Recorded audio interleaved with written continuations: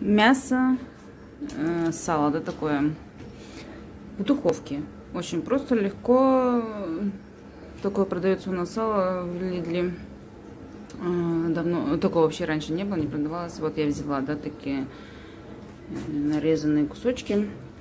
Просто посолить, поперчить. Ну, я сверху, у меня луковица просто оставалась, я сверху положила, да. И зажарить хочу прям такие, чтобы они хрустящие были, такие вкусные. Я уже как-то делала недавно.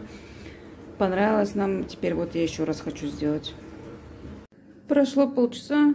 Сало готово. Оно зажаристое. Сейчас будет хрустящее. Она тоненькая получается, потому что весь жир вытапливается. И, ой, ну такая вкуснятина. Ой-ой-ой-ой-ой. Тоненькое вкусное сало. Приятного аппетита.